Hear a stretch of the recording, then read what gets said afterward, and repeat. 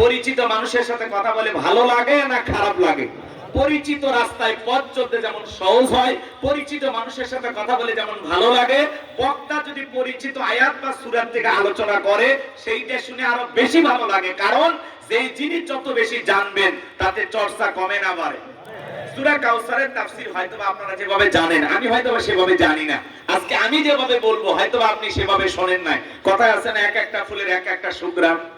এজন্য শুরু করতে দেন, মজা পাবেন ইনশাআল্লাহ। সকলে একটু জবান ছেড়ে মহব্বতে আমার সঙ্গে তেলাওয়াত করুন।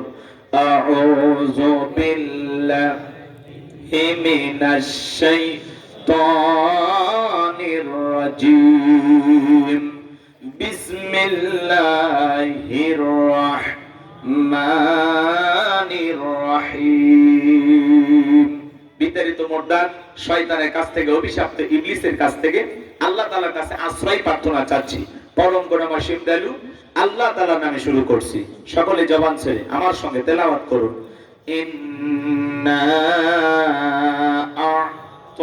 আ'তাইনাকাল কাউসার ফাসাল্লি লিরাব্বিকা ওয়ানহার ইন্না শানিয়াকা হুয়াল আবতার। আল্লাহু আকবার। যে কোন আয়াত বা সূরার তাফসীর করতে হলে কোন প্রেক্ষাপটে কোন সময় আল্লাহ তাআলা সেই সূরাটি বা আয়াতটি নাজিল করেছেন, সেই নাজিলের প্রেক্ষাপট জানার দরকার আছে না নাই? আরবিতে বলা হয় শানে নজুল। যদি শানে নজুল আলোচনা করা হয় তাহলে তাফসীর বুঝতে সহজ হয়। যেহেতু লিখেছেন তাফসীরুল কোরআন মাহফিল, আলোচনা তাফসীর ভিত্তিক হওয়া দরকার আছে না নাই? কথা কি বোঝেন আপনারা নাকি রাগ করেন? তাহলে সূরা কাউসার আল্লাহর হাবিবের উপরে কোন প্রেক্ষাপটে কোন সময় আল্লাহ তাআলা নাজিল করেছেন, সেই নাজিলের সময়কালটা কেমন ছিল, প্রেক্ষাপটটা কেমন ছিল একটু জানা দরকার আছে না নাই? আমি কি বলবো? রাগ করবেন না তো ইনশাআল্লাহ? একটা তাকবীর দেন জোরে সোরে। লিল্লাহি তাকবীর, লিল্লাহি তাকবীর, আল্লাহু আকবার। সম্মানিত ভাইয়েরা আমার, বিশ্বনবীর প্রিয় সাহাবী হযরত আনাস রাদিয়াল্লাহু তাআলা বলেন, নবীজি কাবার হাতিমে হেলান দিয়ে বসা। আমি তাকায় দেখি নবীজির মনটা ভীষণ খারাপ, মুখটা মলিন, চোখের কোনা দিয়া অশ্রু ঝরতেছে। হযরত আনাস দেখে বলেন, কিছুটা সময় অতিবাহিত হয়ে যাওয়ার পরে আমি তাকায় দেখি আমার নবীজি মুস্কি মুস্কি হাসতেছেন। বলুন সুবহানাল্লাহ। হযরত আনাস দেখে বলেন, নবী গো, এই মাত্র দেখলাম মনটা খারাপ, মুখটা মলিন, চোখের কোনা দিয়ে অশ্রু ঝরতেছে, আবার কেনই বা মুস্কি মুস্কি হাসেন? আমার নবী কেন কাঁদেন, কেন হাসেন? এর পেছনে রহস্য আছে না নাই? নবীজির কান্না করার কারণ হলো নবীজির কলিজার টুকরা ছেলে সন্তানগুলো জন্ম নেয় আর এক এক ছেলে সন্তানগুলো মারা যায়। আবুল কাসেম মারা যায়, আবু তাহের মারা যায়, ইব্রাহিম মারা যায়। বাবা হিসাবে নবীর মনেও কষ্ট লাগে কিনা? ছেলেগুলো জন্ম নেয় আর এক এক মারা যায়। আমার কথা একটু সহযোগিতা করবেন। আমি করব আওয়াজ, আপনারা দিবেন আওয়াজ, জবাব দিবেন ঠিক ঠিক, আলোচনা হবে কমপ্লিট। শ্রোতাদের স্পিরিটে বারে বক্তার হিট, আলোচনা হবে জায়গা মতো ফিট। আগে বলতাম কিছু আছে প্যান্ডেলে, কিছু আছে অ্যাঙ্গেলে, এখন আর অ্যাঙ্গেলে না, যা বলবো সব ডাইরেক্ট। অ্যাঙ্গেলে বলার দিন শেষ, ডাইরেক্ট বলার বাংলাদেশ। কথা বলে ঠিক কি না ভাই? আছে তাহলে একটু কথা বলে সহযোগিতা করেন। আপনারা সবাই পুরুষ মানুষ তো, একটু জোরে সোরে আওয়াজ দিয়ে বুঝাইন যে আসলে আপনারা পুরুষ। সম্মানিত ভাইয়েরা আমার, দিল দিয়া কথাগুলো বোঝার চেষ্টা করবেন। নবীজির ছেলে সন্তানগুলো জন্ম নেয় আর একে একে ছেলে সন্তানগুলো মারা যায়। এই জন্য বিশ্ব নবীর মনটা বড় খারাপ। অন্যদিকে নবীজির কাছে চাচা নাম হলো আবু লাহাব ডেকে বলে, ভাতিজা, তোমার বংশে বাতি জ্বালানোর কেউ থাকলো না, তুমি একটা লেজ কাটা, তুমি একটা নির্বংশ, তুমি একটা হাত খুঁড়ে, জোরে কন্যা উযুবিল্লাহ। যদিও রাসূলের চারটা কন্যা সন্তান জীবিত ছিল, কিন্তু ছেলেগুলো জন্ম নেয় আর একে একে মারা যায়। আর নবীজির কাছের চাচা হয় আবু লাহাব সমালোচনা করে। আপনারাই বলুন, আল্লাহ না করুক আপনার আমার সন্তান যদি মারা যায়, কাছের আত্মীয় স্বজনদের উচিত বিপদের দিনে সান্ত্বনা দেওয়া। বাবা তুমি সবর করো, ধৈর্য ধারণ করো, জীবন মৃত্যুর মালিক আল্লাহ। আল্লাহ সন্তান দিয়েছে, আল্লাহ নিয়েছে, মন খারাপ করো না। আল্লাহ যদি চায় বছর না ঘুরতে আবারও তোমাদের ঘর আলোকিত করে সন্তান দিতে পারেন, তিনি কে? কাছের মানুষদের উচিত বিপদের দিনে সান্ত্বনার বাণী শোনানো। কিন্তু বিশ্বনবীর চাচা আবু লাহাব এতটাই খারাপ, সান্ত্বনা দেওয়া দূরের কথা, বিশ্বনবীর মনে আঘাত দেয়, কষ্ট দিয়ে কথা বলে, ভাতিজা তুমি একটা লেজ কাটা, তুমি একটা করে তুমি একটা তোমার বংশে বাতি জ্বালানোর মতো কেউ থাকলো না, তুমি একটা হাত করে এই কথাগুলো বলে বিশ্ব নবীর মনটা ভেঙে দেয়। নবীজি যেন মনে মনে আরো বেশি কষ্ট পায়। আমার ভাইয়েরা, বিশ্ব নবীর ছেলে সন্তানগুলো কেন শিশুকালে মারা গেল? একটা ছেলে সন্তান কেন জীবিত থাকলো না? আল্লাহ তাআলা এই পৃথিবীর জমিনে অনেক পয়গাম্বরকে পাঠিয়েছিলেন, তাদের সন্তান জীবিত ছিল যৌবন পর্যন্ত, প্রাপ্ত বয়স হওয়া পর্যন্ত, কিন্তু বিশ্ব নবীর একটা ছেলে সন্তান কেন জীবিত থাকলো না? আল্লাহ তাআলা কেন তাদেরকে শিশুকালে উঠিয়ে নিলেন? এর পিছনে কারণ আছে না নাই? নবীজির ছেলে সন্তানগুলো শিশুকালে বিদায় নেওয়ার পিছনে কারণ আছে তিনটি। জোরে বলেন কয়টি? নবীর উম্মত হিসেবে জানতে মনে চায় না কি সেই তিনটি কারণ, কি সেই তিনটি রহস্য? কারা কারা শুনবেন দুই হাত তুলে আল্লাহকে দেখান। লিল্লাহি তাকবীর। সম্মানিত ভাইয়েরা আমার, এখনই যদি আমি তিনটি কারণ বলা শুরু করি তাহলে 3 নাম্বার আয়াতের আলোচনা করা লাগবে। আমি কি 1 নাম্বার আয়াত বাদ দিয়ে 3 নাম্বারে যাব, নাকি আস্তে আস্তে শুরু করা যাক? ধৈর্য আছে তো ভাই? ধৈর্য আছে তো ইনশাআল্লাহ? সম্মানিত ভাইয়েরা আমার, দিল দিয়ে কথাগুলো বোঝার চেষ্টা করবেন। নবীজির সম্মান মর্যাদা কত আমরা অনেকে বুঝি না। এক জায়গায় ওয়াজ করলাম, ভাই বলেন তো আমাদের নবীর নাম কি? বলে হুজুর আব্দুল কাদের জেলানী। পীর সাহেবের নাম মুখস্থ আছে, কিন্তু নবীর নামটা বলতে পারেন এমনও কপাল পোড়া আছে না নাই? ভালো করে দিল দিয়ে কথাগুলো বোঝার চেষ্টা করবেন। একে তো সন্তান হারানোর ব্যথা, কাফেরদের সমালোচনা, অন্যদিকে সাহাবায়ে কিরাম যারা ইসলাম ধর্ম গ্রহণ করে, কাফের বেঈমানরা তাদের উপর নির্যাতন ও জুলুমের স্টিম রোলার চালায়। হযরতে বেলাল তখনও কালেমা পড়ে মুসলমান হন নাই। নবীজি রাতের বেলায় দারুল আরকামে বসা, বিশ্ব নবীর দরবারে হযরতে বেলাল উপস্থিত হয়ে গেলেন। নবীজির চেহারার দিকে তাকাইয়া ডেকে বলেন, নবী গো, আপনার চাইতে সুন্দর মানুষ আমি জীবনে কোনোদিন দেখি নাই, বলুন সুবহানাল্লাহ। আপনার আমার নবী কতটা সুন্দর ছিলেন জানেন? হযরতে জাবের রাদিয়াল্লাহু তাআলা বলেন, পূর্ণিমার রাত আমি রাসূলের বাড়িতে গিয়েছিলাম, সেদিন দেখেছিলাম চাঁদ উদয় হয়েছে দুইটা, একটা চাঁদ আসমানে আর একটা চাঁদ জমিনে। হযরতে জাবের ডেকে বলেন, আমি একবার আকাশের পূর্ণিমার চাঁদের দিকে তাকাই, আর একবার বিশ্ব নবীর চেহারার দিকে তাকাই, ওই আকাশের পূর্ণিমার চাঁদের চাইতেও বিশ্ব নবীকে আমার কাছে বেশি সুন্দর মনে হয়।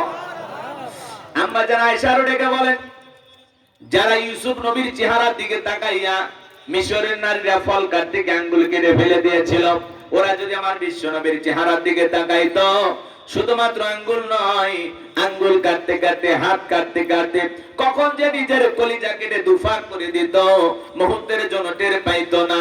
আপনার আমার নবী এতটাই সুন্দর। আম্মা জান আয়েশা বলেন, ও দুনিয়ার মানুষ, তোমাদের একটা সূর্য আছে, আমি আয়েশার একটা সূর্য আছে। তোমাদের সূর্য উদয় হয় দিনের বেলায়, আর আমি আয়েশার সূর্য উদয় হয় রাতের বেলায়। আম্মা জান আয়েশা একদিন সেলাইয়ের কাজ করতেছিলেন, হঠাৎ করে হাত থেকে সুইটা পড়ে গেল। বাতিতে কোনো তেল ছিল না, বাতি জ্বালাইতে পারলেন, অপেক্ষায় বসে থাকলেন। বিশ্ব নবী যখন এশার সালাত আদায় করার পরে ঘরের ভিতরে প্রবেশ করলেন, সর্বপ্রথম নবীজি আম্মা জান আয়েশাকে সালাম দিলেন। নবী ঘরে ঢুকে স্ত্রীকে কি দিলেন? সালাম। জোরে বলেন। আপনি আমি যখন বাড়িতে প্রবেশ করব, আপনার আমার স্ত্রীকেও সালাম দেওয়ার দরকার আছে না নাই? নবীর এই সুন্নাত আপনার আমার ঘরে চালু থাকার দরকার আছে না নাই? বাড়িতে যাব কে সালাম দিবেন, আসসালামু আলাইকুম রহিমা, কেমন আছো সোনা? ঘরের দরজাটা খোলো না, আমি তোমার লিটনের বাপ, তোমার দিওয়ানা।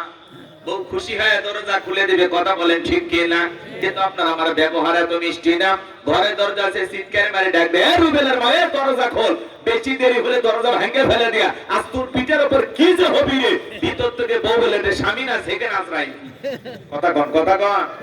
বাড়িতে যায় না, স্বামীও সালাম দেয় না, বউ সালাম দেয় না, দুইজনে বোবা। কথা কন, কি বলেন? বউ সালাম দিলে কি হবে? না না, আপনি ছোট হয়ে যাবেন, গরিব হয়ে যাবেন, বউয়ের কাছে আপনার দাম থাকবে না। কি বলেন? বউকে সালাম, সালাম আছে যেখানে শান্তি আছে সেখানে, সালাম আছে যেখানে সমাধান আছে সেখানে। একটা সালামের মাধ্যমে বড় বড় ঝামেলা মিটে যায়, কথা বলেন ঠিক কি না? তাহলে বাড়িতে যা বিবিকে সালাম দিবেন তো ইনশাআল্লাহ। আল্লাহ দেওয়ার তৌফিক দান করুন। জোরে বলুন আমিন। একটু জোরে বলেন আমিন। হঠাৎ করে সালাম দিবেন, আজকে যদি যায় দেন, বউ হয়তো বলতে পারে, কারে সালাম দিলেন? তখন বলবেন সকিনা, তোরই দিলাম। তখন বলতে পারে, আজকে আবার কোন হুজুরের মুরিদ নিয়ে বাড়িতে ঢুকলা, সেদিনই তো মুখের গাছের কলা চুরি করলেন। কথাকে বোঝেন নাই? 2-4 দিন দিতে দিতে অভ্যাসে পরিণত হবে। ছোট ছোট বাচ্চাদেরকে সালাম দেবে, রাস্তাঘাটে যারাই দেখবে তারই সালাম দেবে। কথা বলেন ঠিক? সূরা নূর আয়াত নাম্বার 27 আল্লাহ তাআলা স্পষ্ট ভাবে জানিয়ে দিয়েছেন, এক মুসলমান আর এক মুসলমানের গৃহে প্রবেশ করতে হলে, এক মুমিন আর এক মুমিনের গৃহে প্রবেশ করতে হলে ওই গৃহবাসীর অনুমতি নিয়ে সালাম দিয়ে প্রবেশ করলেন। আপনি বাসা বাড়ির মধ্যে ঢুকে যান, সালামও দেন না, কথা বল না কেন? ঠিক। যেই বাড়িতে প্রবেশ করেন মুসলমান হিসাবে আর এক মুসলমানের বাড়ি থেকে যাইতে হলে ওই গৃহবাসীর অনুমতি নিয়ে সালাম দিয়া তারপরে প্রবেশ করা লাগবে। কথা বল না কেন? ঠিক। আর আপনি যাত্রার বাড়ির মধ্যে ঢুকে যান, কার বউ কি করতেছে, কার মেয়ে কি করতেছে, এক নজরে সব দেখা শেষ। CC camera. কথা বল না কেন? ঠিক। আসতেছে, খালি ওয়াজ শুনলে হবে না, সভাপতি কি করছে আমল করা লাগবে। কথা বল না কেন? তাহলে আজ থেকে শপথ গ্রহণ করেন, যে কোনো বাড়িতে প্রবেশ করতে হলে আগে সালাম অনুমতি তারপরে ঢুকবেন। একবার সালাম দিবেন জবাব নাই, 2বার সালাম দিবেন জবাব নাই, 3বার সালাম দিলেন ভিতর থেকে কোনো সারা শব্দ নাই। আপনার আর উনি দুলে ভাই থাকার দরকার নাই, আপনি বাড়ি যান, আর যা খুঁজতে আসছেন পারলে মোবাইল করে নেন। কথা বল না কেন? এখন দরজা খোলা নাই, পাশি টপকে ঢোকে, জানলা দিয়ে উকি ঝুঁকি মারে। ওই হাদিস শরীফের ভিতরে আসছে, ওই বাড়ির লোক যদি কোনো কিছু দিয়ে আপনার চোখে একটা গুঁতাও মারে, তাতে যদি আপনার চোখেরও কিছু ক্ষতি হয়ে যায়, তাতে ওই বাড়ির লোকের গুনাহ হবে। আপনি জানেন উকি ঝুঁকি মারা কত খারাপ? আপনি পাশি টপকে ঢোকেন মানে, জানলা দিয়ে তাকান মানে মেইন গেটে যাবেন, বাড়ির যে মেইন ফটক মূল দরজায় যাবেন। ভালো হয়ে যান, কিন্তু খালি ওয়াজ শুনলে হবে না, আমল করা লাগবে। আমলেরই কথা। রাগ করতেছেন আপনারা? একটা তাকবীর দেন, লিল্লাহি তাকবীর। চাচা আজ থেকে চাচি সালাম পাবি তো? হ্যাঁ, কাপনে জড়ানোর আগ পর্যন্ত চাচি যান সালাম পান, আপনি দেবেন, দেখবেন চাচি দেওয়া শুরু করছে। আমল 2 দিক দিয়ে শুরু হবে, টেনশন নাই। সম্মানিত ভাইয়েরা আমার, দিন দিয়া কথাগুলো বোঝার চেষ্টা করবেন। দাম্পত্য জীবনে সুখ আর শান্তি যদি পেতে চান, নবীজির 4টি সুন্নাত প্রত্যেকটা ঘরে ঘরে আমল করা লাগবে, তাহলে দাম্পত্য জীবনে কোনো আর অশান্তি থাকবে না, আল্লাহ শান্তির ফয়সালা করে দেবে। কথা বলেন ঠিক কি না? কয়টি সুন্নাত? মাত্র 4টি সুন্নাত। আমি যদি এখনই বলতে চাই আলোচনা এলোমেলো হয়ে যাবে, একটু ধৈর্য ধারণ করেন। যুবক যারা আছো বাবা, মন খারাপ করো না, গভীর মনোযোগ দিয়ে কথাগুলো শুনে যান। আমি যে কথা বলতে চাচ্ছিলাম, আম্মা জান আয়েশা ডেকে বলেন, নবীজি সালাম দিয়ে প্রবেশ করলেন, নবীজির চেহারার আলোতে সুইটা গয়ে পড়ে আছে, আমি পরিষ্কার দেখতে পেয়েছি। বলুন সুবহানাল্লাহ। আপনার আমার নবী কেমন দামি নবী জানেন? নবীর সম্মান মর্যাদা কত জানেন? যে নবী হ্যাঁ বললে তামাম পৃথিবীবাসীর জন্য আল্লাহ পাক হালালে পরিণত করে দেয়, যে নবী না বললে তামাম পৃথিবীবাসীর জন্য আল্লাহ পাক হারামে পরিণত করে দেয়। নবী যেই পথে হেঁটে যায় সুগন্ধি বের হয়, নবীজি থুতু নিক্ষেপ করলে সেখান থেকে সুগন্ধি বের হয়। নবীজি যখন ঘেমে যেতেন, আম্মা জানেরা নবীজির দেহের ঘামগুলো শিশির ভিতরে জমা রাখতেন। বিশেষ দিনে নবীজির দেহের ঘামগুলো সুগন্ধি হিসেবে ব্যবহার করা হতো। বলুন সুবহানাল্লাহ। হযরত আনাস থেকে বলেন, নবীজির দেহের ঘামের চাইতে দামি সুঘ্রাণ আমি জীবনে কোনোদিন নাকে পাইনি। বলুন সুবহানাল্লাহ। নবীজি ওযু করলে ওযুর পানি দিয়ে সুগন্ধি বের হয়ে যায়। সুবহানাল্লাহ বলেন। কেমন নবী পাইছি জানেন? যে নবী আসমানের চাঁদের দিকে ইশারা করলে চাঁদ 2 টুকরো হয়ে যায়, জমিনে পা তুললে মাওলা পাকের আরশে আজিমে পৌঁছে যায়। যে ছাগলের স্তনে দুধ নাই, বিশ্বনবী হাত লাগায় দিলে দুধে পরিপূর্ণ হয়ে যায়। যেই খাবার 2-3 জন মানুষ খাবে, ওই খাবারে যদি বিশ্বনবীর হাতটা লেগে যায়, শত শত মানুষ খাবার খেয়েও যেমন খাবার তেমনি থাকতো। জমিনে পথ চললে আসমানের মেঘ এসে ছায়া প্রদান করত। সুবহানাল্লাহ বলেন। কেমন দামি নবী পাইছি, যেই নবীর চেহারার দিকে তাকাইলে পেটের খোদা চলে যাইতো। হযরত বেলাল দিকে বলেন, নবী গো, আপনার চাইতে সুন্দর মানুষ আমি জীবনে কোনোদিন দেখি নাই। ও নবী, আপনি কালেমার দাওয়াতের ইসলামের প্রচার প্রসার করেন, দয়া করে আমারে কালেমা পড়ে মুসলমান বানায় দেন। বিশ্ব নবী হযরত বেলালকে কালেমা পড়ায় দিলেন। লা ইলাহা ইল্লাল্লাহু মুহাম্মাদুর রাসূলুল্লাহ সাল্লাল্লাহু আলাইহি ওয়াসাল্লাম। হযরত বেলাল কালেমা পড়ে মুসলমান হয়ে গেল। নবী আমার দেখে বলে, বেলাল, ইসলামের অবস্থা এখন ভালো না, কালেমা পড়েছো, আপাতত প্রকাশ করা যাবে না। আপনারাই বলেন তো বাজান, ইসলামের অবস্থা কি সব সময় ভালো থাকে? আজও তাম পৃথিবীর দিকে তাকায় দেখেন, তাম পৃথিবীর জালেম আর বেঈমানরা ঐক্যবদ্ধ হয়েছে ইসলাম আর মুসলমানকে বিদায় করে দেওয়ার জন্য। কথা বলেন ঠিক কিনা? এই পশ্চিমা বিশ্বের সাদা চামড়ার দল জানোয়ার মার্কা নেতাগুলো ঐক্যবদ্ধ হয়েছে পৃথিবীর মানচিত্র থেকে ইসলামকে বিদায় করে দেবে, কিন্তু ওরা তো জানে না কিয়ামত পর্যন্ত ইসলাম আর মুসলমানকে বিদায় করা যাবে না। কারণ ইসলামের সুইচ আছে কার হাতে? আরেকটু জোরে বলেন। আমার আল্লাহ ডেকে বলেন, ইউরিদুনা লিতুফিউ নূরাল্লাহি বিআফওয়াহিহিম আল্লাহু মুতিম্মু নূরিহি ওয়ালাউ কারিহাল কাফিরুন। সূরা সাফ আয়াত নাম্বার 8। আমার আল্লাহ রাব্বুল আলামিন জানিয়ে দিলেন, কাফেররা চায় মুখের ফুৎকারে দিনের আলোকে, ইসলামের আলোকে, কোরআনের আলোকে নেভায়া দিতে। আমার আল্লাহ দেখে বলেন, আল্লাহু মুতিম্মু নূরিহি, এই জমিনে দিনের আলোকে, কোরআনের আলোকে, ইসলামের আলোকে আমি আল্লাহ রাব্বুল আলামিন প্রতিষ্ঠিত করে ছাড়বো। যদিও কাফের বেঈমানদের অন্তরে যত ধরনের জ্বালা যন্ত্রণা হোক না কেন, বলুন আল্লাহু আকবার। আজ তাকায় দেখেন ফিলিস্তিনি জমিনে মুসলমানের রক্ত নিয়ে খেলা করে নেতানিয়াহু সহ পৃথিবীর বড় বড় জালেমেরা। মনে রাখবেন, নমরুদ ফিরাউনের যেমন জায়গা হয় নাই, ওই নেতানিয়াহু নামের এই ইহুদির বাচ্চা ইহুদি, এই জালেম বেঈমানের জায়গা পৃথিবীর জমিনে হবে না। কথা বলেন ঠিক কিনা? এই ইহুদিরা হলো পৃথিবীতে বর্তমানে সবচাইতে মুসলমানের বড় দুশমন। কথা বলেন ঠিক কিনা? আর এই দুশমনদের সহযোগিতা করতেছে পৃথিবীর বড় বড় রাষ্ট্রের নেতারা। বিশেষ করে আমরা ধিক্কার জানাই সে সমস্ত মুসলিম নেতাদের যারা মুসলমানের উপর এত নির্যাতন জুলুম দেখার পরে চুপ করে বসে আছে। সেই সমস্ত মুসলিম শাসকদেরকে আমরা ধিক্কার জানাই। কথা বলেন ঠিক কিনা? সম্মানিত ভাইরা আমার, কষ্ট হচ্ছে আপনাদের? হ্যাঁ, আজও পৃথিবীর জমিনে তাকা দেখেন, ভারতে অসংখ্য মসজিদ মাদ্রাসা ভেঙে ফেলে দেওয়া হচ্ছে। কথা বলেন ঠিক কিনা? গরুগ্রস্ত হোটেলে রাখার কারণে মুসলমানকে ধরে পিটানো হচ্ছে। কথা বলেন ঠিক কিনা? গরুর গোস্ত খাওয়ার অপরাধে আজ মুসলমানকে হত্যা করা হয়। মুসলমানের মসজিদগুলো ভেঙে ফেলে দিচ্ছে, মাদ্রাসাগুলো ভেঙে দিচ্ছে। কথা বলেন না কেন? ভারতের সম্পদের 3 ভাগের 1 ভাগ হলো মুসলমানদের। আল্লাহু আকবার বলেন। পৃথিবীতে অনেক দেশ আছে যেই দেশে একটু মুসলমানেরা মাথা ছেড়ে উঠতে চায়, একটু মুসলমানদের সুদিন ফিরতে চায়, ওই দেশে আবার জালেম শাসক আসলে মুসলমানদের চলার পথকে থামিয়ে দেওয়ার ষড়যন্ত্র করে। কথা বলে ঠিক কিনা?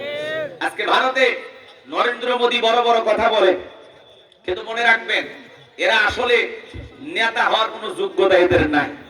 কথা বলে না কেন? সকল ধর্ম বর্ণ সকল শ্রেণী গোত্রের মানুষের নিরাপত্তা দিতে হবে। আপনি হবেন মুসলমানের নেতা, আপনি হবেন অমুসলিমের নেতা, আপনার দেশে যত নাগরিক সবার আপনি নেতা। কথা বলেন ঠিক কিনা?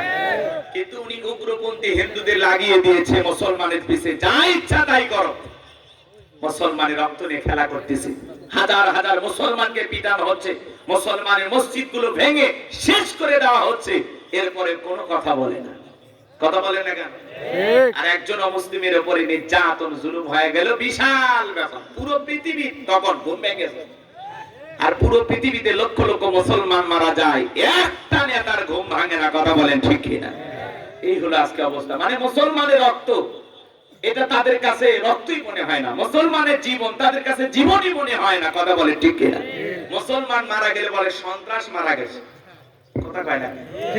এই হলো পৃথিবীর বিশ্বের বড় বড় নেতাদের ব্যবহার। রাগ করতেছেন আপনারা? ভারতের মুসলমানেরা কি খুব বেশি শান্তি আছে? শান্তিতে আছে? রাগ করেন না। ভারতের যে অপ্রকৃত সম্পদ, যেটা বিভিন্ন ধর্ম বিভিন্ন গোষ্ঠীর লোকেরা হাজার হাজার বিঘে জমি অক্ষ করে গেছে মসজিদের জন্য, মাদ্রাসার জন্য, সেই জায়গাগুলোর উপরে নজর পড়ে গেছে। এই জন্য যেই জায়গাগুলো অপ্রকৃত জায়গা, যেখানে মসজিদ মাদ্রাসা হয়েছে, এগুলো ভেঙে ভেঙে তারা নিয়ন্ত্রণ করতেছে, উগ্রপন্থী হিন্দুরা। কথা কয় না কেন? ভারতের যে সম্পদ তার 3 ভাগের 1 ভাগ এই অকৃত সম্পদ, মানে বিভিন্ন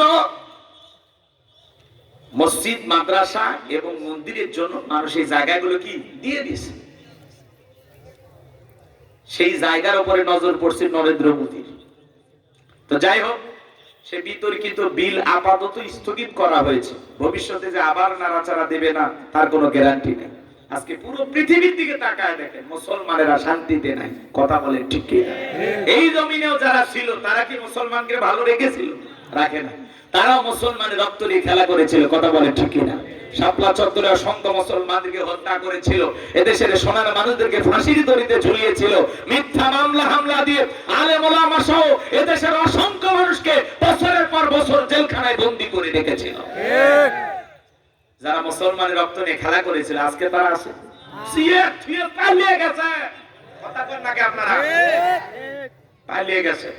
আমরা বারবার বললাম এরা পদত্যাগ করেন। আল্লাহ বলে কিসের পদত্যাগ? এরা যে অন্যায় অপরাধ করেছে, শুধু পদত্যাগ না, আমি আল্লাহ এদেরকে দেশ ত্যাগ করতে বাধ্য করব। ইন্না বাতশা রাব্বিকা লাশাদীদ, আল্লাহর পাকড়াও বড় কঠিন।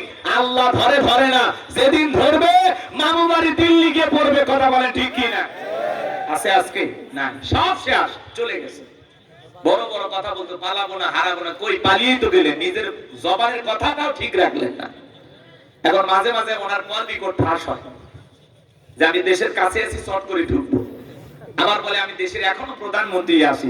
আপনি যদি এই দেশের প্রধানমন্ত্রী থাকেন তো ভারতে কি করেন? আপনি তাড়াতাড়ি আসেন তো। কথা বলেন নাকি আপনারা? বারবার এদেশের মানুষকে তারা ধোঁকা দিয়েছে। কথা বলেন ঠিক কি না? আমরা বলতেছি পালিয়ে যাওয়ার আগে যেমন এই দেশের জনগণকে জানাননি, এই দেশে যদি আসতে মনে চায় বলার দরকার নাই। যেই দিক দিয়ে মন চায় আপনি আসেন। এই দেশে আপনার বাবা, এই দেশে আপনার স্বামীর, আপনি আসেন। আমাদেরও মায়া দয়া আছে, মেয়ে মানুষ কতদিন বাইরে থাকবে, আপনি আসেন। কথা কয় না কেন? বুবু আইবা তুমি আইবা গো, সেই দিন আইসা বুবু ক্ষমতা পাইবা না। ও বুবু আইবা তুমি আইবা গো, সেই দিন আইসা বুবু ক্ষমতা পাইবা না। খোঁজ নাই বুবু কাদের কাকার, অবস্থা খারাপ তোর বেজ বাবার, হাউ নাঙ্কেল এখন সামনে আসে না। নেতা কর্মী সব জেলের ভিতর, আমি আসি ডরের ওপর, কখন জানি আসে গ্রেপ্তারি পরোয়ানা। বুবু আইবা তুমি আইবা গো, সেই দিন আইসা বুবু চিয়ার পাইবা না। ক্ষমতার চেয়ার থেকে নামা সহজ, কিন্তু ওই চেয়ারে ওঠা কঠিন। কথা বলে ঠিক কিনা? আর আমরা আগামীতে সিদ্ধান্ত নেব, আর যাই হোক কোন নারীকে এই দেশের প্রধানমন্ত্রী বানানো যাবে না। যে নারী এই দেশের জনগণকে রেখে পালিয়ে যায়, এমন নারীকে আর নেত্রী বানানো যাবে না। কথা বলেন না কেন? মেয়ে মানুষের রাগ বেশি দেখেন না? স্বামীর সাথে ঝগড়া লাগে, হাড়ি পাতিল ভাগে ফেলে দেয়, স্বামী তুলে আসার মারে রাগ করে সংসার তুইয়া বাপের বাড়ি চলে যায়, রাগ কইরা 20 কোটি জনগণ রাইখা দেশ তুইয়া পালিয়ে গেছে। আরে সিদ্ধান্ত নেন আগামীতে আর যাই হোক নারীকে এই দেশের প্রধানমন্ত্রী বানানো যাবে না। কারা কারা আগামীতে পুরুষ নেতা চান হাত তুলে দেখা। নারীদের দেখার দিন শেষ, আগামীতে পুরুষের বাংলাদেশ। এই দলেরই হোক, পুরুষ চাই। কথা ক্লিয়ার না? ভেজাল আছে? তাই বলে উনি আসে থেকে রাগ করবেন না। বেগম খালেদা জিয়ার হিসাব আলাদা, কারণ উনি কখনো এই দেশের মানুষকে বিপদে ফেলে পালিয়ে যায় না। জেল খেটেছেন, অসুস্থ হয়ে দেশে পড়েছিলেন, দেশ ছাড়েনি, বাপের পেটি। ওনার হিসাবই আলাদা। কথা কম, ওনার সাথে এনার হিসাব যায় না। আল্লাহ দেখেন কি সম্মান দিয়েছে, রাজকীয় ভাবে বিমানে চড়ে বিদেশে গেছে চিকিৎসা নেওয়ার জন্য, আর একজন ভাঙ্গা হেলিকপ্টার নিয়ে চলে গেছে। কথা কোন ঠিকই? হ্যাঁ, ভাঙ্গা হেলিকপ্টার নিয়ে চলে গেছে। ভাঙ্গা খালি কোনো মতে ভারত পৌঁছেছে, আর একটু দূরে যাওয়া লাগলে ওটা আসমানে একটা ঘটনা ঘটে যেত। আল্লাহ বাঁচাইছে। কথা কয় নাকি? রাগ করতেছেন? আমরা বলতে চাই উনি তো হেলিকপ্টার পাইছে, আগামীতে যদি কেউ জুলুম করে এরকম পালাইতে চায় হেলিকপ্টারের পাকাও খুঁজে পাবি না। কথা কোন ঠিক না? আমার ভাইয়েরা দিল দিয়ে দিয়া কথাগুলো বোঝার চেষ্টা করবেন বাজান গো, আমার মন খারাপ করবেন না। আমি যে কথা বলতে চাই, নবী আমার ডেকে বলে বেলাল ইসলামের অবস্থা এখন ভালো না, কালেমা পড়ে আপাতত প্রকাশ করা যাবে না। হযরতে বেলাল ডেকে বলে নবী গো, আমার জীবনের কোনো দাম নাই। আমার মনি বোমাইকে বলেছিলাম উট দুম্বা ছাগল পেশাব পায়খানা করে দেয়, এই ঘরে থাকতে আমার বড় কষ্ট হয়। ওমায়া ডেকে বলে বেলাল রে, উট দুম্বা ছাগলের দাম আমার কাছে আছে, কিন্তু তোর মতো কালো হাঁসি বেলালের দাম আমার কাছে নাই। নবী গো, আমার জীবনের কোনো দাম নাই, আপনি শুধু আমাকে দোয়া করে দেন মৃত্যু পর্যন্ত যেন আমি কালেমার পথে টিকে থাকতে পারি। এই কথা বলে হযরতে বেলাল চলে গেলেন। পরের দিন সকালবেলা সূর্য উদয় হয়ে গেছে, অনেকটা বেলা হয়ে গেছে, বেলাল দরজা খোলে না। অন্য চাকর যারা আছে নালিশটা চলে গেছে ওমায়ের কাছে, যা বলে নেতা এখন পর্যন্ত বেলাল দরজা খোলে নাই, তাই নাকি? বলে হ্যাঁ ঠিক আছে চলো যাই। দরজায় ডাক দেয়, এ বেলাল দরজা খোল। হযরতে বেলাল দরজা খোলে না, জোরে করে ধাক্কা মারছে, যখন দরজা খুলে গেছে তখন এইবারও মায়া তাকায় দেখে সেই রাত্রিতে হযরত বেলাল কালেমা পড়ে মুসলমান হয়েছে। ওই রাত্রিতে একটা উট দুম্বা ছাগলের কাছে কোনো পেশাব পায়খানা নাই, জোরে কোন মারহাবা। এইবারও মায়া ডেকে বলে, এ চাকরের দল, বেলালের বিরুদ্ধে মিথ্যা অভিযোগ দাও। তোমরা যখন ঘুমাচ্ছিলে বেলাল তখন ময়লা আবর্জনা পরিষ্কার করেছে, তাকায় দেখো না একটা উট দুম্বা ছাগলের কাছে কোনো পেশাব পায়খানা নাই, যাও নিজেদের কাজ করো। এই কথা বলে ওদেরকে দাঁড়িয়ে দিলেন। এক পা দুপা করে হযরতে বেলালের কাছে চলে গেলেন। হযরতে বেলাল দেয়ালে পিঠটা লাগায় জিহ্বা নাড়ায়া জিকিরি করে কার।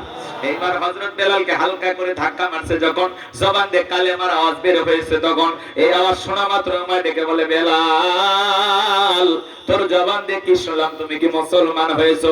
হযরতে বেলাল ডেকে বলে, মুসলমান হবে যারা মিথ্যা কথা বলতে পারবে না তারা। ওয়াকুলু কওলান সাদীদা,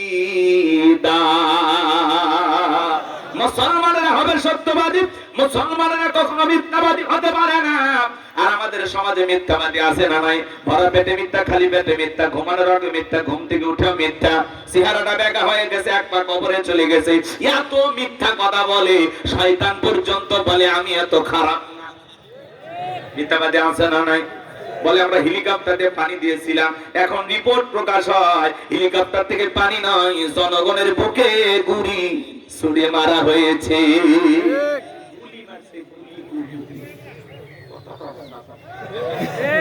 রাগ করছেন আপনারা? অনেকে বলছে হুজুর বলে দেখছি, দেখছেন তো কি হচ্ছে, আপনারা ভুলে যান, এই জন্য স্মরণ করে দিচ্ছি। ভুলে গেলে চলবে না, ঠিক আছে তো? মাঝে মাঝে মনে করায় দেওয়া লাগবে, আপনাদের স্মৃতি শক্তি দুর্বল। রাগ করবেন না আমার ভাইয়েরা। আমি যে কথা বলতে চাচ্ছিলাম গভীর মনোযোগ দিয়ে শুনেন। ওমাইয়া ডেকে বলে, বেলাল তুমি যদি চাও উট দুম্বা ছাগলের মালিক বানায় দেব, থাকার জন্য ভালো জায়গার ব্যবস্থা করে দেব। বেলাল রে, এখনো সময় আছে, আব্দুল্লাহর বেটা মুহাম্মদ সাল্লাল্লাহু আলাইহি সাল্লামের ধর্ম ত্যাগ করো। হযরতে বেলাল ডেকে বলে, আবু জেহেল রে, দুনিয়ার কোন পার্থিব সম্পদের বিনিময়ে বেলাল তার ঈমান বিক্রি করবে না, বলুন আল্লাহু আকবার। এই কথা শোনার পরে ওমাইয়া ডেকে বলে, আমার কথা না শুনলে বড় নেতা আবু জেহেলকে খবর দেব। হযরতে বেলাল ডেকে বলে, কোন বড় নেতা ছোট নেতা কাউকে গোনার টাইম নাই, আমি দুনিয়ার কোন আবু জেহেলকে ভয় করি না, আমি ভয় করি আমার আল্লাহকে। আল্লাহু আকবার। এইবার ওমাইয়া দৌড়ে চলে গেল আবু জেহেলের বাড়িতে। যা বলে নেতা, সংবাদ খুব খারাপ, আমার বাড়ি কিন্তু বেলাল কালেমা পড়ে মুসলমান হয়েছে, তাই নাকি? বলে হ্যাঁ ঠিক আছে যাও আমি আসতেছি। আবু জেহেলের সাঙ্গ পাঙ্গ কেডার মাস্তান ছিল, যাদের কাজই হলো মুসলমানদের উপর নির্যাতন জুলুম চালানো। আজও পৃথিবীর জমিনে তাকায় দেখবেন, এই পৃথিবীর জমিনে অসংখ্য জালেম শাসক আছে, যাদের কাজই হলো মুসলমানদের উপর নির্যাতন জুলুম চালানো। মুসলমানদের উপর নির্যাতন জুলুম চালানোর জন্য তাদের একটা বিশেষ বাহিনী থাকে, ওরা তখন টার্গেট করে করে টুপিওয়ালা দাড়িওয়ালা আলেমদেরকে পৃথিবীর জমিন থেকে বিদায় করে দেওয়ার জন্য ষড়যন্ত্র করে। আমার ভাইয়েরা গভীর মনোযোগ দিয়ে কথাগুলো শোনাবেন। আবু জেহেল কিভাবে মুসলমানদের উপর নির্যাতন জুলুম চালাইতো বলতে গেলে লম্বা সময় হবে, যেহেতু মাগরিবের আগে এত সময় আমি পাবো না, সংক্ষিপ্ত করে একটু বলে দিয়ে যায় বাজান। এইবার আবু জেহেল চলে গেল ওমায়ের বাড়িতে, যায় বলে, বেলাল এইদিকে আয়। এ বেলাল, এসব কি শুনছি তুমি নাকি মুসলমান হয়েছে? বলে হ্যাঁ, যা শুনেছেন সত্য, আমি মুসলমান হয়েছি।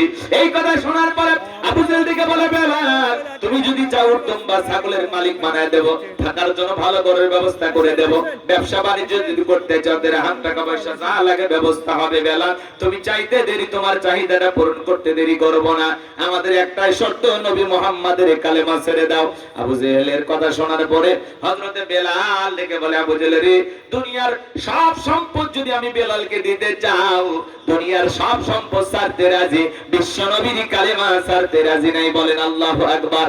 বেলালের মতো যারা খাঁটি ইমানদার, এরা টাকার কাছে বিক্রি হতে পারে না। মুনাফিক মার্কা মুসলমান যারা টাকার কাছে বিক্রি হয়, তারা টাকা পাইলে বৈধকে অবৈধ বলে ফতোয়া দেয়, অবৈধকে বৈধ বলে ফতোয়া দেয়। টাকা পাইলে বাতিলের পাঁচটা গোলাম হয়, টাকার জোরে ওদের ফতোয়া ঘরে। টাকা পাইলে উল্টা পাল্টা কথা বলে। কথা বলে না কেন? রাগ করতেছেন নাকি আপনারা? সম্মানিত ভাইয়েরা আমার, দিল দিয়ে কথাগুলো বোঝার চেষ্টা করবেন আমি যে কথা বলতে চাচ্ছিলাম। এইবার আবু জেহেল দিকে বলে, বেলাল এত বড় লোভনীয় প্রস্তাব দিলাম, রাজি হইলা না। সোজা আঙ্গুলে কিউ না উঠলে আঙ্গুলে একটু বাঁকা করা লাগবে। এই কথা বলে যুবকদের লীলে দিলে চাবুক দিয়ে পিটাও। হযরত বেলালকে চাবুক দিয়ে পিটানো শুরু করলো। ওরা যত জোরে চাবুক মারে, বেলাল তত জোরে কালেমা পড়ে। চাবুক দিয়ে পিটাইতে পিটাইতে কালো চামড়া গুলো ফেটে রক্ত ঝরতেছে। ইসলামের প্রথম মুয়াজ্জিন হযরতে বেলাল। আবু জেহেল দিকে বলে, বেলাল রে, চাবুক দিয়ে মারতে মারতে কালো চামড়া গুলো ফেটে রক্ত ঝরে, তবু কি নবী মুহাম্মাদের কালেমা ত্যাগ করবি না?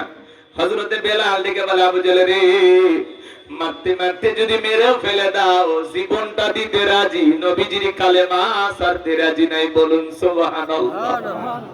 আবার ভাইরা, এইবার আবু জেহেল দিকে বলে, বেলাল রে, আমার কথা যখন শুনলি না, আর কত ভয়ঙ্কর শাস্তি তোর জন্য অপেক্ষা করতেছে, এইবার দেখবি। যুবকদের লেলিয়ে দিল, যাও বেলালের পায়ে রশি লাগাও, উঠের পায়ের সঙ্গে লাগায় নাও, মরুভূমির উত্তপ্ত গরম বালিতে ছেঁচড়ায় ছেঁচড়ে ঘরো। তাই করা করো।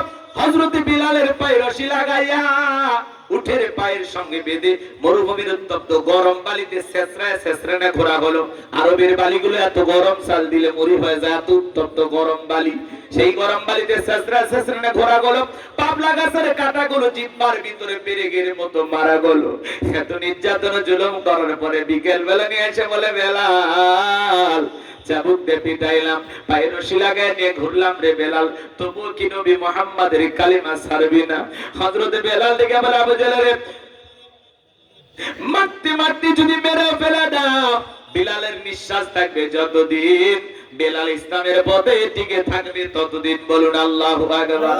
এই কথা শোনার পরে আবু জেহেল দিকে বলে, এ যুবকের দল, বিশাল বড় একটা পাথর নিয়ে এসে বেলালের বুকের উপরে চাপায়া দাও। কয়েকজন যুবক মিলে বিশাল বড় একটা পাথর নিয়ে এসে হযরতে বেলালের বুকের উপরে চাপায়া দিল। আবু জেহেল মনে করলো পাথরের চাপার আঘাতে বেলাল মারা যাবে, এই কথা ভেবে কাফের চলে গেল। হাত বাঁধা, পা বাঁধা, বুকের উপরে বিশাল বড় পাথর, রক্তাক্ত জিহ্বা নিয়ে, তবুও হযরতে বেলাল জিকির করে। কার? আপনাকে আমাকে জিকির করার জন্য কেউ মারে না, পেটে না, ধমক দেয় না। আমরা বড় কপাল পরা, তবু আল্লাহর জিকির করি না। হাদিস শরীফের ভিতরে আসছে, যার জিহ্বাটা আল্লাহর জিকিরে তরুতাজা থাকে, আল্লাহর জিকিরে ভিজা থাকে, ওই জিহ্বাওয়ালা মানুষ কোনদিন জাহান্নামের আগুনে জ্বলবে না। চিৎকার মেরে বলুন সুবহানাল্লাহ। আযকুরুনি আযকুরুকুম ওয়াশকুরুলি ওয়ালা তাকফুরুন। তোমরা আমারে স্মরণ করো, আমি আল্লাহ তোমাদেরকে স্মরণ করব। কৃতজ্ঞতা প্রকাশ করো, অকৃতজ্ঞ হইও না। এ ভাইজান, জিকির করার জন্য আলাদা সময় লাগে না। মাঠে কাজ করতে করতে জিকির করা যায়, ব্যবসা বাণিজ্য করতে করতে জিকির করা যায়, পথ ঘাটে চলতে চলতে আল্লাহর জিকির করা যায়। সব সময় জবানে জিকির চালু রাখবেন। সুবহানাল্লাহ, আলহামদুলিল্লাহ, আল্লাহু আকবার, লা ইলাহা ইল্লাল্লাহ, সুবহানাল্লাহি বিহামদিহি, সুবহানাল্লাহিল আযীম। জবানে হালকা, মিজানের পাল্লায় সওয়াব অনেক বেশি। এইজন্য সব সময় জবানে জিকির চালু রাখতে হবে। কার? বলে জিকির করার জন্য খাজনা লাগে? কেউ মারে পেটে? আর বেলালকে পিটাইতেছে। শোনেন, হযরতে বেলালকে রেখে যখন তারা চলে গেল, রক্তাক্ত জিহ্বা নিয়ে চোখের কোণা দিয়ে পানি ঝরে, হযরত বেলাল তবু আল্লাহর জিকির করে, চোখের পানি ছেড়ে দিয়ে কাঁদে আর ডেকে বলে, আল্লাহ, বুকের উপরে পাথর থাকার কারণে তোমার মতো মালিকের জিকির করতে বড় কষ্ট হয়। তুমি তো সেই আল্লাহ, ইব্রাহিমের জন্য যদি নমরুদের আগুনকে ফুলের বাগান বানায় দিতে পারো, ও আল্লাহ তুমি কি পারো না বেলালের বুকের পাথরটাকে তুলার মতো নরম বানায় দিতে? হযরতে বেলাল দোয়া করতে দেরি আসমানের মালিক আল্লাহ দোয়া কবুল করতে দেরি করে নাই।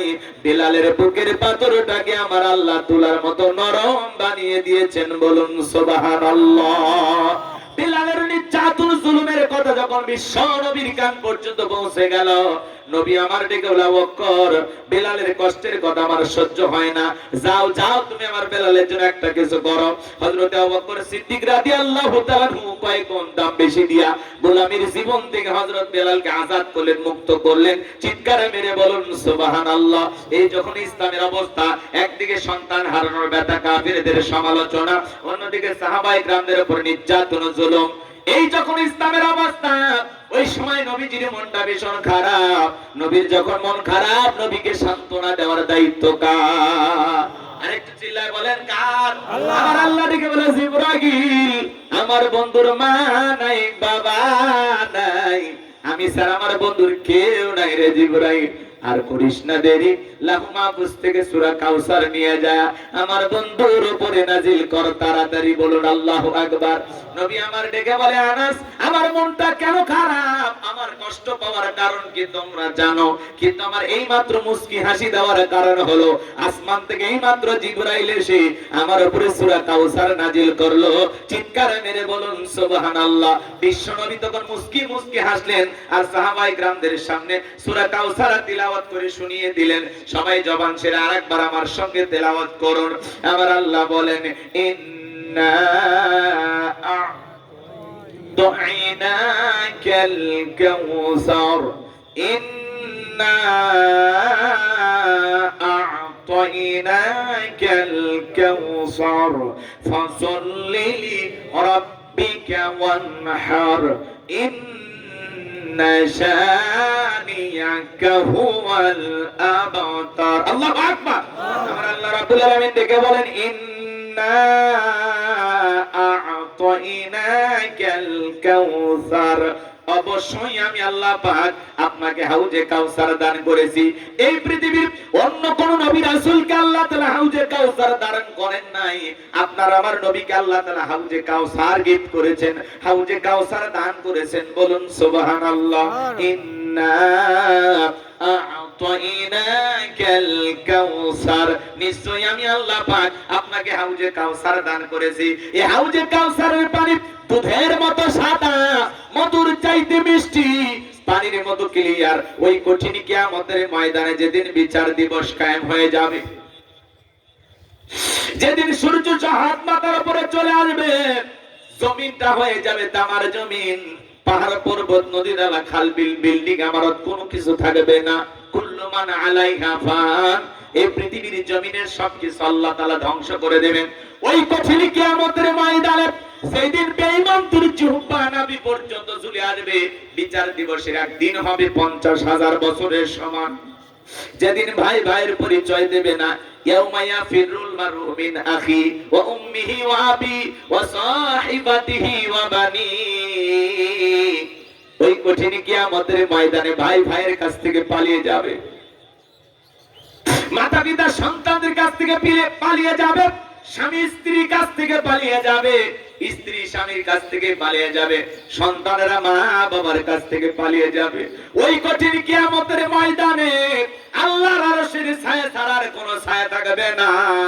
ওই ছায়ার ভিতরে আল্লাহ তাআলা শাস্তির মানুষকে আশ্রয় দেবেন, শাস্তির মানুষকে আল্লাহ তাআলা ছায়া দান করবেন। ওটা হলো কিয়ামতের ময়দানে আল্লাহ তৈরি করা ভিআইপি গ্যালারি। সেখান থেকে তারা কিয়ামতের ফাইনাল খেলা উপভোগ করবেন। মানুষ দলে দলে পানি পানি বলে চিৎকার মারবে, বিশ্ব নবীর দিকে মানুষ দলে দলে রওনা করবেন। ওই সময় কিছু মানুষের চোখের সামনে আল্লাহ তাআলা পর্দার আবরণ তৈরি করে দিবেন। নবী আমার ডেকে বলবেন, আল্লাহ সংখ্যায় আমি আমার অনেক উম্মতকে দেখতে পাইলাম, কেন জানি সংখ্যাটা কমে গেল বুঝতে পারলাম না। আমার আল্লাহ রাব্বুল আলামিন ডেকে বলে, বন্ধু পাইকারি দরে আপনি সবাইকে হাউজে কাউসারের পানি পান করাইতে পারবেন না। দুনিয়ার জীবনে দুইটি অপরাধ করেছিল যারা, আজকে আপনার হাতে হাউজে কাউসারের পানি পাবে না তারা। জোরে বলেন কয়টি অপরাধ? একটু জোরে বলেন। সেই দুইটা অপরাধ আপনার আমার ভিতরে থাকতে পারে কিনা একটু জানা দরকার আছে না নাই? গভীর মনোযোগ দিয়ে কথাগুলো শুনে যাবেন ভাইয়েরা আমার। বিশ্ব নবীর কাছে যখন হাউজে কাউসারের পানি পান করার জন্য মানুষ রওনা করবেন, নবী আমার হাউজে কাউসারের পিয়ালানে দাঁড়িয়ে থাকবেন। শোনেন শোনেন, হযরত আবু বকর পিয়ালাগুলো ভরায় দিবেন, মাঝখানে দাঁড়িয়ে থাকবেন হযরত ওমর বিশ্ব নবীর হাতে দিবেন। আর নবীজি খুঁজে খুঁজে তার আদরের উম্মতদেরকে কিয়ামতের ময়দানে হাউজে কাউসারের পানি পান করায় দিবেন। নবীজির হাতে এক পেয়ালা হাউজে কাউসারের পানি পান করতে পারলে জান্নাতে ঢোকা পর্যন্ত তার আর তৃষ্ণা লাগবে না, তৃষ্ণা মিটে যাবে। বলুন সুবহানাল্লাহ। কিয়ামতের ময়দানে কারা কারা নবীজির হাতে হাউজে কাউসারের পানি পান করতে চান? দুইটা হাত তুলে আল্লাহকে দেখান। আল্লাহ কিয়ামতের ময়দানে আমাদের সবাইকে নবীজির হাতে হাউজে কাউসারের পানি পান করার তৌফিক দান করুন। জোরে বলুন আমিন। আর একটু জোরে বলেন আমিন। সেই সৌভাগ্যবান ব্যক্তিদের তালিকা আল্লাহ আমাদের নামগুলো লিখে নেন। জোরে বলেন আমিন। কষ্ট হচ্ছে আপনাদের? বিরক্ত হইতেছেন? হাত নামান। হাউজে কাউসারের পানি চাইলেই তো পাওয়া যাবে না। কথা বুঝেন না কেন? চাওয়াটা তো মন থেকে হওয়া লাগবে।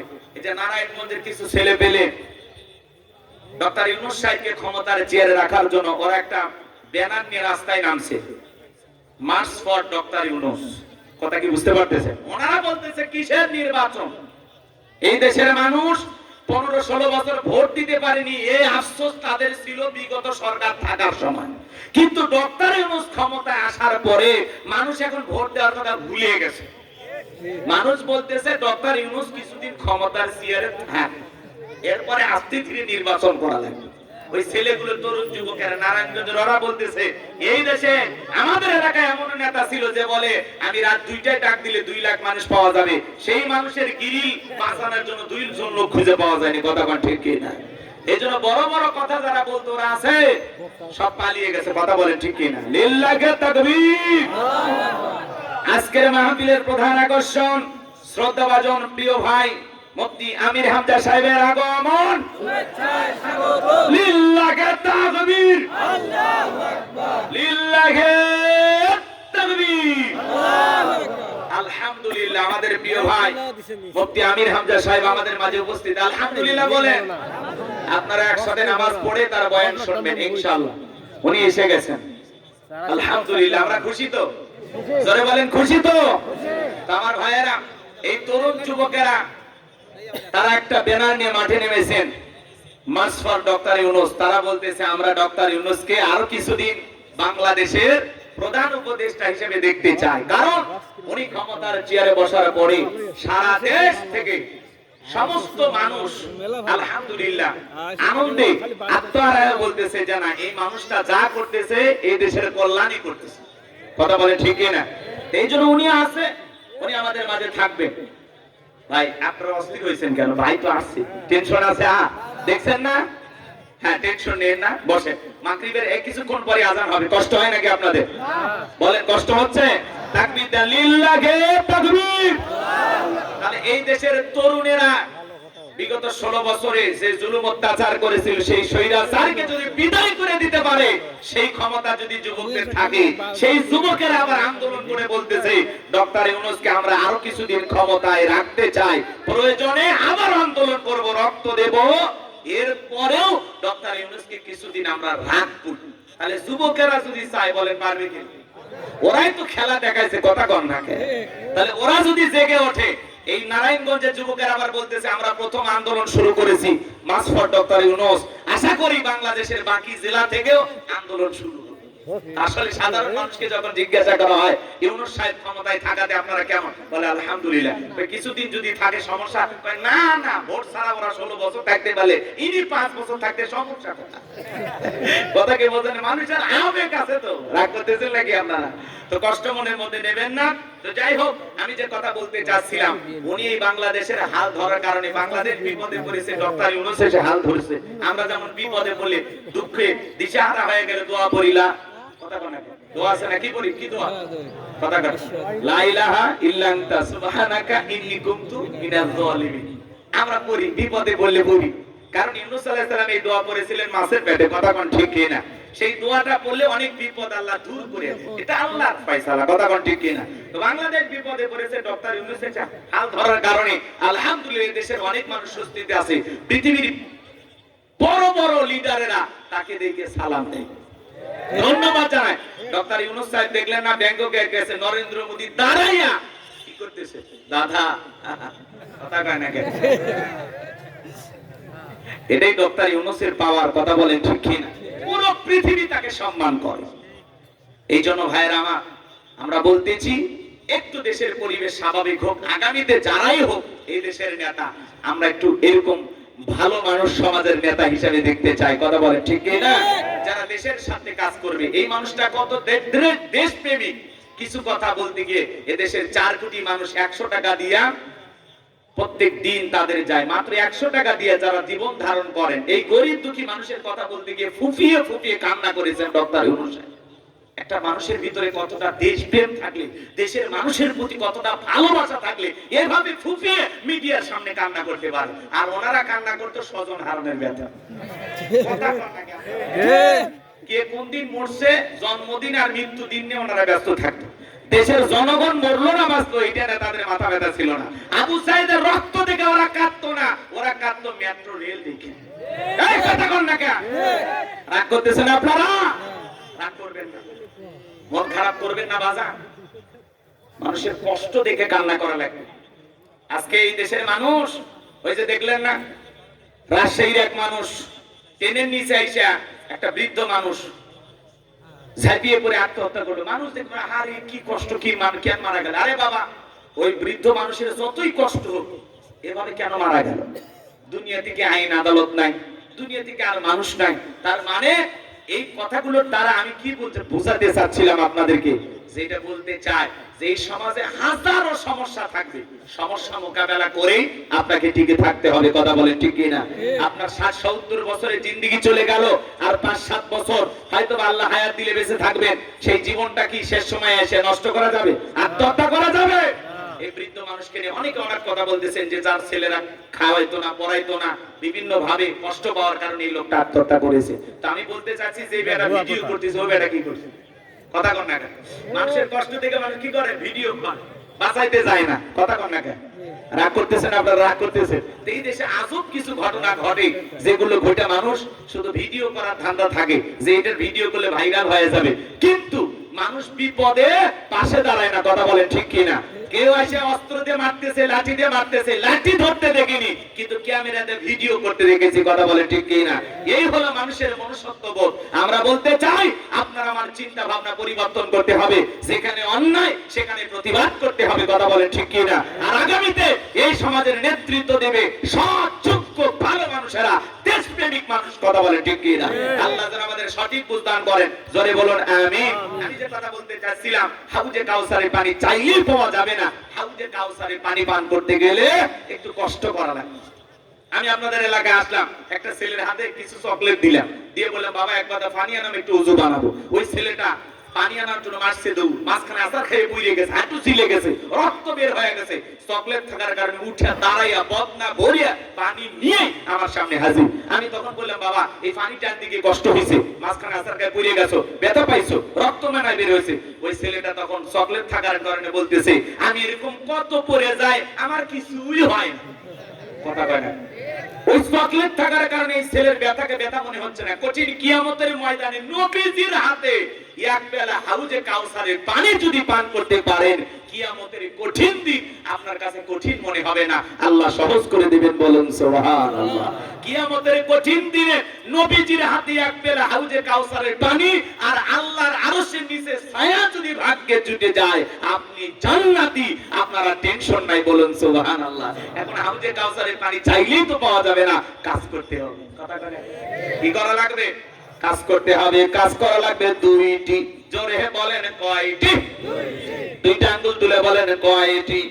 আল্লাহ তাআলা সেটা 2 নাম্বার আয়াতে জানিয়ে দিয়েছেন, সবাই আমার সঙ্গে বলুন আমার আল্লাহ বলেন ফাসাল্লিলি রাব্বিকা ওয়ানহার, বলেন ফাসাল্লিলি রাব্বিকা ওয়ানহার।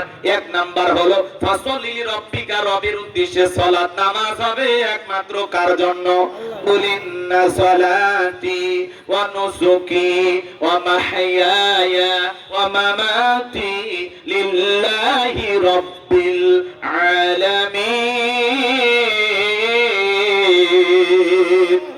সূরা আনআম আয়াত নাম্বার 162 আল্লাহ রাব্বুল আলামিন জানিয়ে দিলেন, নবীজি আপনি বলুন আমার নামাজ, আমার কুরবানি, আমার জীবন, আমার মরণ লিল্লাহি রাব্বিল আলামিন, আসমান জমিনের প্রতিপালকের জন্য। মুমিন জীবনের সব ইবাদত হবে একমাত্র কার জন্য? একটু জোরে বলেন কার জন্য? ফাসলিল রব্বিকা, রবের উদ্দেশ্যে সালাত নামাজ হবে একমাত্র রবের জন্য। কদ আফলাহাল মুমিনুন আল্লাযীনা হুম ফি সালাতিহিম খাশিউন, অবশ্যই মুমিনেরা সফল যারা নিজেদের সালাত বিনয়ের সহিত, নম্রতার সহিত আল্লাহর ভয় নিয়ে আদায় করে। তাহলে আপনি আমি যখন সালাত আদায় করব ভয়ে থাকতে হবে কার? তাহলে নামাজ নামাজের মতো আদায় করা লাগবে। আমার আল্লাহ বলেন ফালিয়াবুদু রাব্বা হাযাল বাইত আল্লাযী আত'আমাহুম মিন জু' ওয়া আমানাহুম মিন খাউফ। আমার আল্লাহ রাব্বুল আলামিন বলেন এই ঘরের মালিকের ইবাদত করো। ইবাদত যদি ইবাদতের মতো হয়, বান্দা নামাজ যদি নামাজের মতো আদায় করতে পারো, আমি আল্লাহ তাআলা দুইটা জিনিস তোমাদেরকে দেব। যে বান্দা 5 ওয়াক্ত সালাতে মাথা নত করে আমি আল্লাহকে সিজদা দেবে, ওই বান্দাকে আমি আল্লাহ দুইটা জিনিস দেব। এক নাম্বার হলো তার রিজিকের টেনশন করা লাগবে না, আমি আল্লাহ তার রিজিকের ব্যবস্থা করব। যে বান্দা 5 ওয়াক্ত সালাতে মাথা নত করে আল্লাহকে সিজদা দেবে, ওই বান্দার জন্য রিজিকের ব্যবস্থা করবেন কি আল্লাহ। আপনাদের এলাকায় একটা প্রাণী বের হয় রাত 1টা 2টার দিকে, গভীর রাতে কু কইয়া চিল্লায়, শিয়াল পণ্ডিত নাম শোনেননি? বলেন ওর নামে তারাস বাজারে কি ব্যাংকের অ্যাকাউন্টে টাকা জমা আছে? আজান হয়ে গেছে, ঠিক আছে, আচ্ছা ঠিক আছে, জি জি, এদিকে খেয়াল করেন, ওরা বসা করবেন না। এই ছেলেমেয়ে, এই ওযু নাই বাবা, শোনেন থামেন, কষ্ট হচ্ছে আপনাদের। আগামীকাল এদিকে এদিক শোনেন, আগামীকাল এই মসজিদটা কি হবে? কথা বলেন, ভিত্তি স্থাপন করা হবে। এই জন্য 10-এর লাঠি 1-এর বোঝা। যদি মনে করেন আপনারা একটু সহযোগিতা করবেন, একটু সহযোগিতার হাত বাড়ানোর দরকার আছে না? আমরা এই জায়গায় জামাতের সহিত নামাজ পড়বো ইনশাআল্লাহ। ভাই বসে বসে, আমি আলোচনাটা শেষ করতে গেলে আরো কমপক্ষে আধা ঘন্টার মতো লাগবে, কিন্তু এত সময় তো আমাদের হাতে হয়তো বা হবে না, আর হয়তো সুযোগ নাও পেতে পারে। শেষ কথাটা বলে দিয়ে যায়, শোনেন শোনেন, বসেন।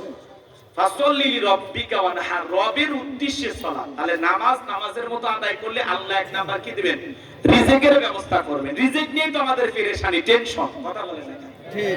আল্লাহ যদি একটা পাখিকে খাওয়া, পৃথিবীর এত মাকলুককে খাওয়াইতে পারে, আমরা হলাম আশরাফুল মাকলুকাত, আল্লাহকে আমাদের না খাওয়ায় রাখবে? তাহলে রিজিক দেবেন কে বলেন তো? আল্লাহ। এ ভাই, আপনারা একটু কোথা বসে করে কই যাবেন? বাড়ি যাবেন? শোনেন শোনেন, এক কোটি নামাজ হবে এই জায়গায়, শোনেন যদি পারেন। আচ্ছা ঠিক আছে, শোনেন কয়েক মিনিট আমরা নামাজের পরেও কথা বলবো ইনশাআল্লাহ। শুধু ওই কয়েক মিনিট শেষ করা যদি সম্ভব হয়, যেহেতু মাগরিবের নামাজ, আমরা দ্রুত নামাজটা পড়ে নিই ইনশাআল্লাহ। যাদের ওযু আছে কাঁধা সোজা করে দাঁড়িয়ে যান, আর যাদের ওযু নাই ওযু বানায় খুব দ্রুত গতিতে। এখানে আজান হবে, এখানে নামাজ হবে ইনশাআল্লাহ। বাকি কথা নামাজের পরে।